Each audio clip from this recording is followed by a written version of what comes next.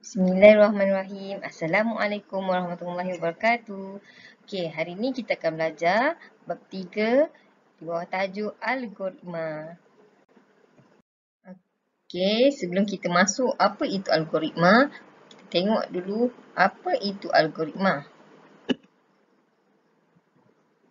Okey, algoritma merupakan urutan tindakan yang perlu dilaksanakan untuk menyelesaikan sesuatu masalah. Okey, awak ada satu masalah, pelbagai masalah. Okey, bagaimana awak nak selesaikan masalah? Okey, mesti ada urutan tindakan. Okey, algoritma ni juga merupakan prosedur langkah demi langkah yang tersusun untuk menghasilkan output. Okey, awak nak buat sesuatu, contoh nak buat air Milo. Okey, jadi apa susunan langkah demi langkah untuk menghasilkan air Milo? Air Milo tu adalah output. Okey, algoritma ni terbahagi kepada dua. Okey, yang ini awak akan belajar dalam tajuk ni. Yang pertama adalah carta alih, yang kedua adalah pseudocode. Okey, carta alih tu apa? Carta alih ini menggunakan simbol-simbol grafik untuk mewakili urutan langkah-langkah yang perlu dilaksanakan.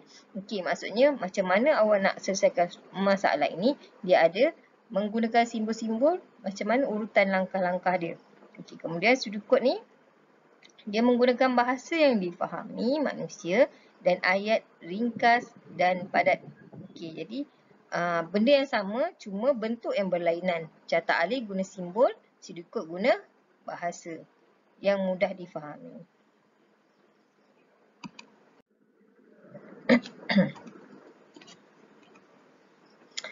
Okey, kita tengok pembangunan algoritma. 4 perkara penting untuk menulis algoritma. Okey, sebelum nak buat pseudocode carta alih, 4 perkara ni awak kena fahami dulu. Okey, mempunyai kesudahan hasil output setelah langkah-langkah dilaksanakan. Maksudnya carta alih awak ataupun langkah demi langkah yang awak nak buat tu mesti ada penyelesaian dia lah. Okey. Kemudian urutan langkah mesti betul. Contoh nak buat air Milo. Kalau urutan dia tak betul, tak jadi air Milo. Contoh nak buat air Milo tapi awak buat cara nak buat air sirap. Okey, jadi output dia betul ke tidak? Tak betul kan? Okey, jadi langkah dia mesti betul. Okey, kemudian seterusnya, langkah-langkah ditulis dalam bahasa yang difahami. Okey, kalau bahasa yang awak tulis tu bahasa yang awak tak faham, selesai tak tugasan tu? Selesai tak masalah? Tak selesai kan? Okey, jadi menggunakan bahasa yang difahami. Okey, kemudian setiap langkah mesti jelas, terperinci, spesifik. Okey, kalau langkah yang awak tulis tu tak jelas, contoh awak nak buat air Milo panas tapi awak tulis kat dalam langkah tu tulis masukkan air, tak jelas. Jadi air apa? Air panas ke air sejuk? Kalau kita tuang air sejuk, okey, dia punya output dia takkan jadilah air panas. Betul? Okey, jadi mesti jelas dan spesifik.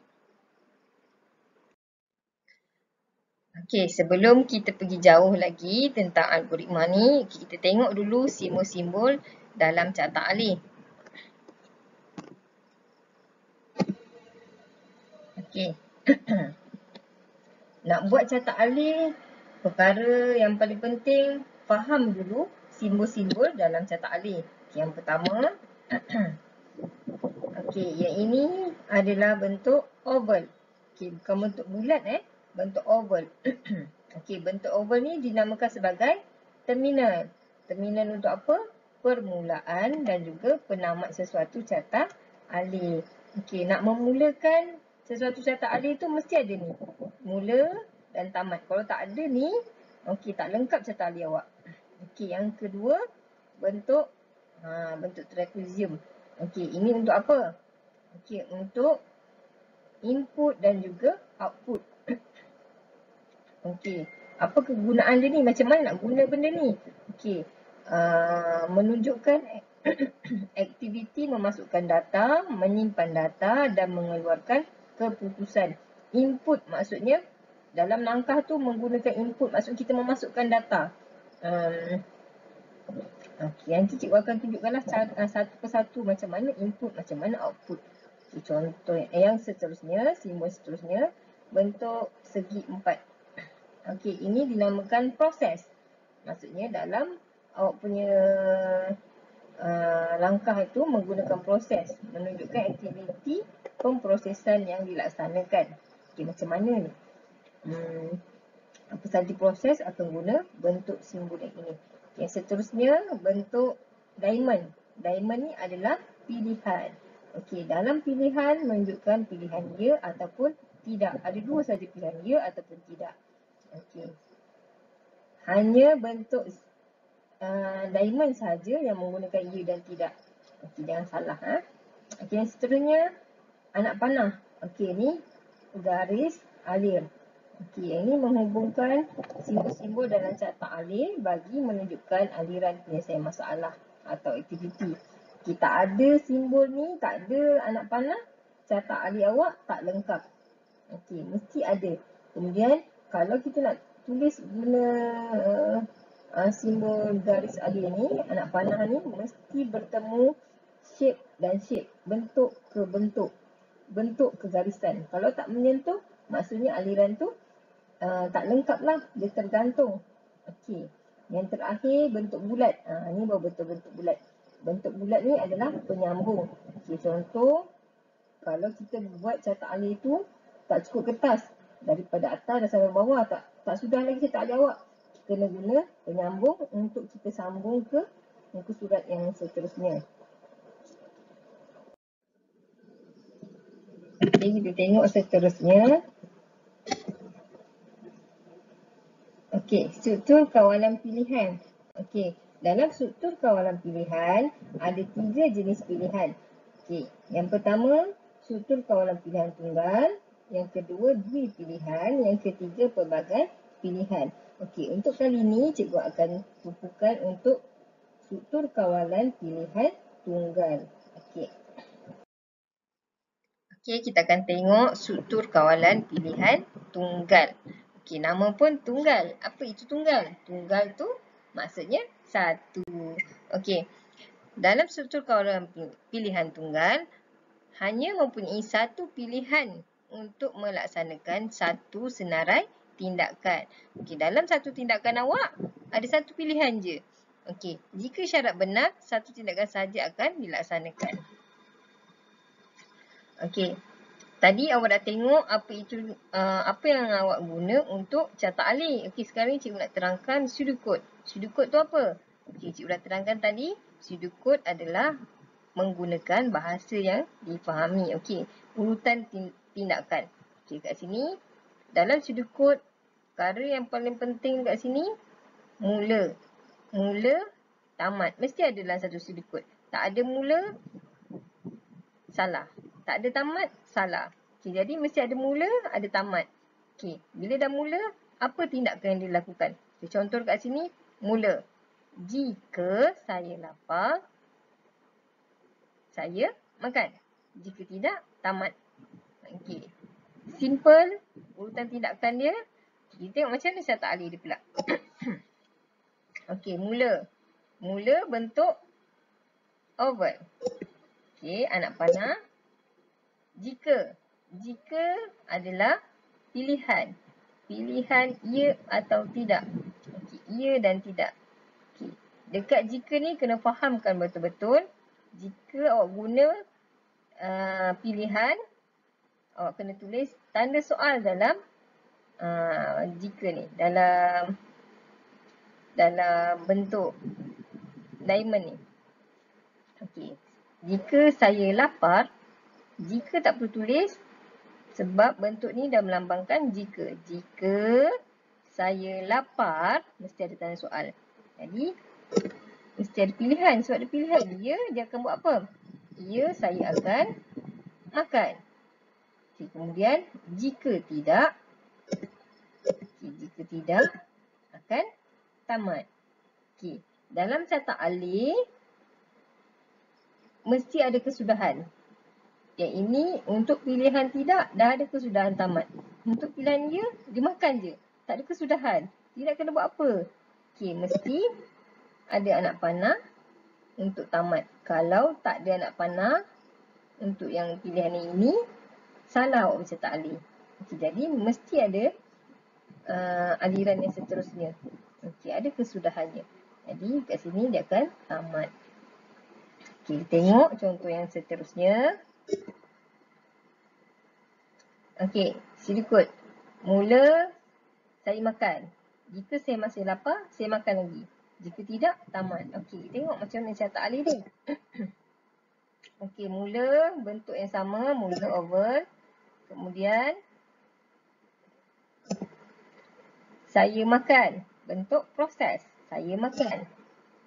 Okey, aliran. Jika saya masih lapar, okey, dekat sudut kod tak perlu ada tanda soal, tapi dekat cara ta'lil mesti ada tanda soal. Saya masih lapar. Okey, dia buat apa? Dia makan. Okey, dekat sini proses makan adalah perkara yang sama. Jadi tak perlu kita nak tulis dua kali benda yang sama. Jadi anak panah tu kita akan naik ke atas, terus ke atas sini, kemudian dia akan makan sekali. Bila dia makan, dia tanya lagi, saya masih lapar? Kalau tidak, apa akan jadi? Kalau tidak, akan tamat. Okey. Kita tengok yang seterusnya. Okey. Mula, buka suis penggera. Jika terdapat orang melapasi pintu, bunyikan penggera. Jika tidak, tamat. Jika tamat. Okey, kita tengok. Okey, mula. Mula. Okey. Anak panah. Buka suis penggera. Okey, itu adalah proses dia buka suis penggera. Kemudian, jika. Jika bentuk apa? Jika itu adalah pilihan. Bentuk diamond. Yes. Terdapat orang melepasi pintu, mesti ada tanda soal. Okey, kalau ia bunyikan penggera. Bentuk proses. Okey, kemudian jika tidak, tamat. Okey, jika tidak, apa akan berlaku? Akan terus tamat. Okey, dekat sini, tamat jika. Okey. Tengok contoh yang terakhir. Okey, mula. Bentuk oval, pandai. Bentuk oval. Kemudian anak panah, jika duit lebih atau sama dengan RM1, duit lebih besar sama RM1. Okey, ni bentuk ni cikgu akan terangkan sekejap lagi. Okey, dia akan buat apa? Kalau ia, dia akan beli apple. Dia akan buat apa? Beli apple. Beli apple adalah proses jadi bentuk segi empat.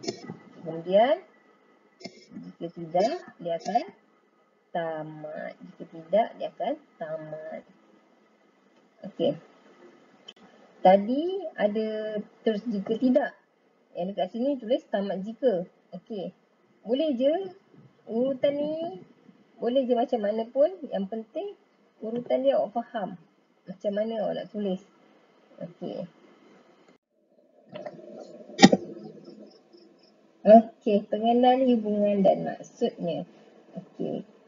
Pengendali hubungan ni sama je awak belajar macam dalam matematik. Cikgu yakin semua dah pernah tengok simbol-simbol ni. Cikgu ulang saja lagi.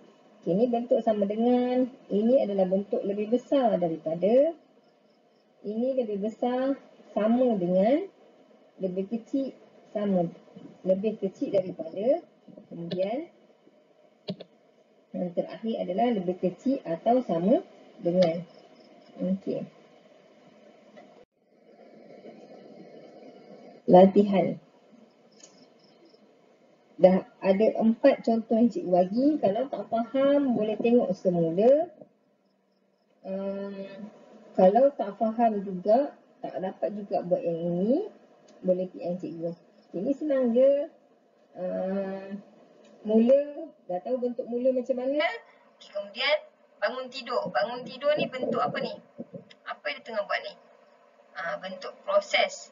Okey, kemudian, jika. Jika bentuk diamond. Kalau bentuk jika mesti ada ya atau ya dan tidak. Okey. Jika katil tidak kemas, dia akan kemas katil. Kemas katil ni bentuk apa? Okey, bentuk proses. Okey, kemudian dia akan terus tamat. Okey, senang saja. InsyaAllah kalau buat pampahan boleh dapat buat Okey, selamat mencuba. Assalamualaikum.